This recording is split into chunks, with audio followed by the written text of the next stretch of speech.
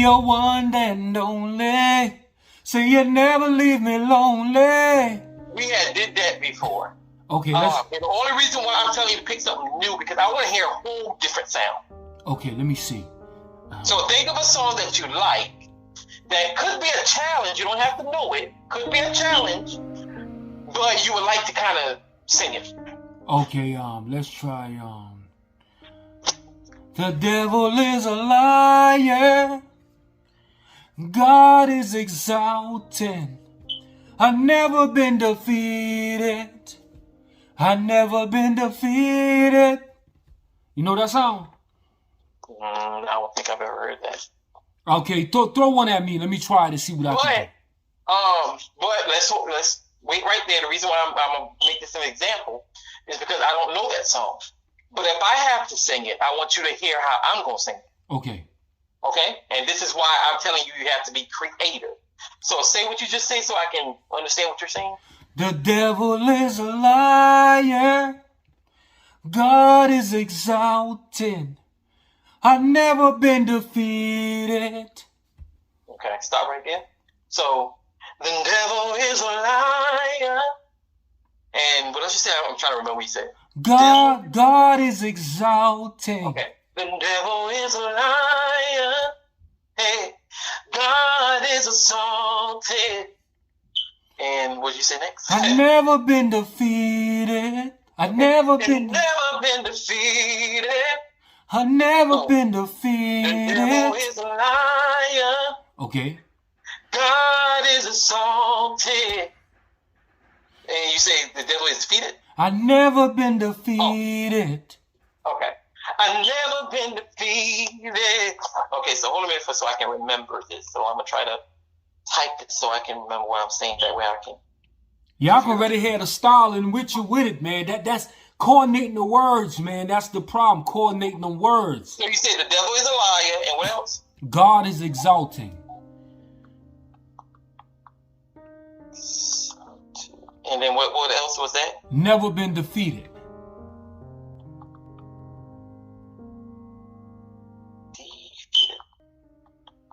Okay. The devil is a liar. God is exalted. Never been defeated. Is that how it goes? Word, but that sound good though. That ain't exactly how it go, but that sound good. So, but what I'm trying to get to you is when you, to you is that try to listen to what somebody say and try to say it to your knowledge. You get what I'm saying? Okay. So, like I said, by me not knowing how the song goes, now if I listen to the song, I'll know what to put, where to sing it at and where to put it at. Gotcha. But if I don't know the song and I'm looking at the words, and another thing I'm gonna do to give you an example, okay? Mm-hmm. So the devil is a liar. God is exalted. Never been defeated. Okay, that's one way. Mm-hmm. Okay. Let's say, for example, I need to change it up and make it sound slower. Let's say, the devil is a lie. God is exalted. Word. Never been defeated. You know what I'm saying? The devil is a liar. God is exalted. Never been defeated. Okay. The devil is a liar. God is exalted. Said never been defeated. Oh, the devil is a liar. God is exalted. Never been defeated. Huh? I want you to learn how to go in different areas and put certain stuff. So, you know what a praise sound means, or a talking praise sound means? Okay, let me. I'm gonna run this back one more time again for you. I'm gonna do that. The devil is a liar, and God is exalted, and he never been defeated. The devil. So I want you to take it to church though, because it sounds like it's supposed to be a church song, right? Oh yeah, church song. Okay. So when you sing a church song, you have to be strong. Your voice have to be strong, clear, and loud, and it has to be powerful. That's one of the things in gospel music. So when you sing a gospel song, and I'm singing, let's say I'm singing those same words to a person, to an audience, right? Okay. So in my word of singing gospel, you have to change and sound a little gospel-ish or a little soul. A lot of stuff got to be into it. So if I'm singing to a crowd and I'm trying to just slow the song up and I'm just speaking to somebody, or I'm speaking to the audience, hoping that it reach somebody. Again, you go into the devil is a lie. The devil is a liar. The devil is a liar. God is exalted. God, the devil is a liar. God is exalted. God is exalted. Never been defeated. Never been defeated. Okay, that did sound a little bit better. So say it again, because I'm trying to teach you how to change your tones to sound gospel a little bit. The devil is a liar. God is exalted. Never been defeated. Okay, now you see how that sounds more like choir church sound? Okay. So that's the sound that you want to sing or sound like when you sing gospel. Like I said, the devil is a lie. The devil is a liar. God is exalted. The devil is a liar. The devil is a liar. God is exalted. Never been defeated.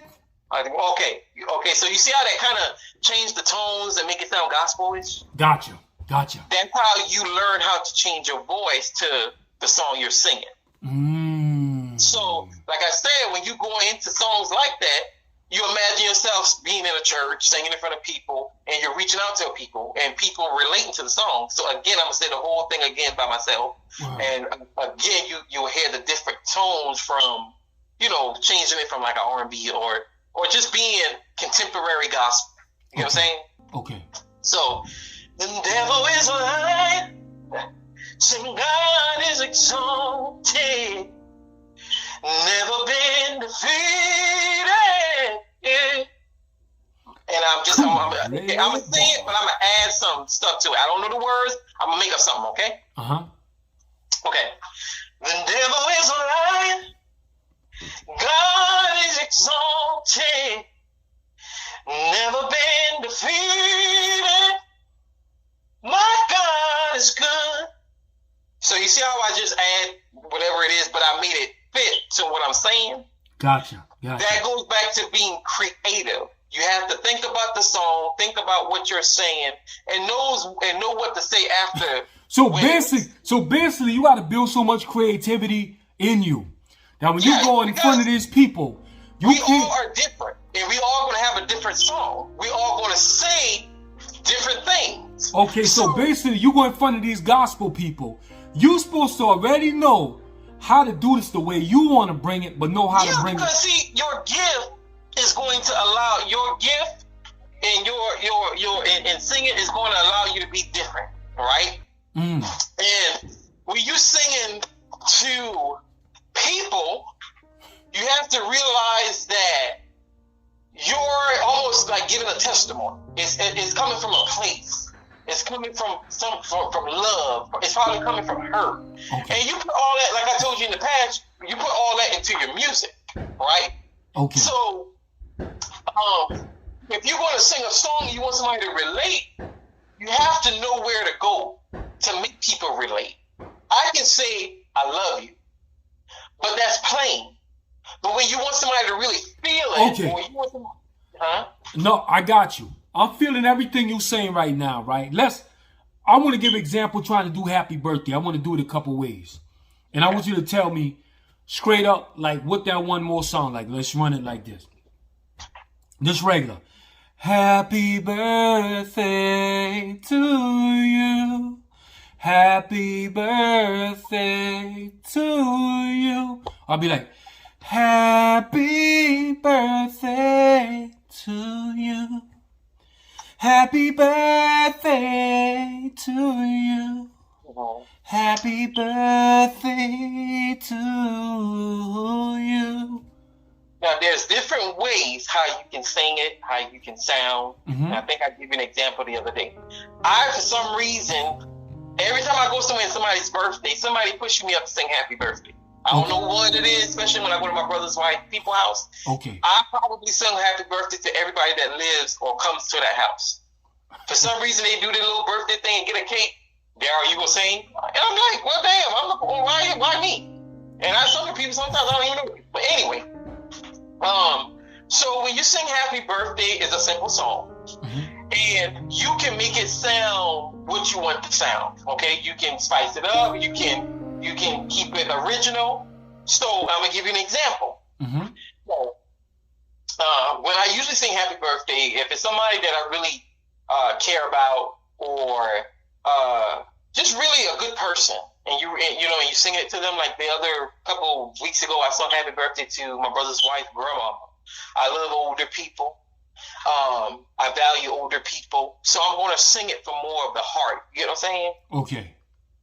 So when I sung, I did happy birthday to you, happy birthday to you, happy birthday. I call her grandmama, so just bear with me. So I say, happy birthday, grandma, happy birthday to you. Okay, so that's almost like regular, put a little heart into it, that's fine. Mm-hmm. But if you want to change it and get it from original to kind of, I don't want to say crunk, but just a little bit more involving everybody. Okay.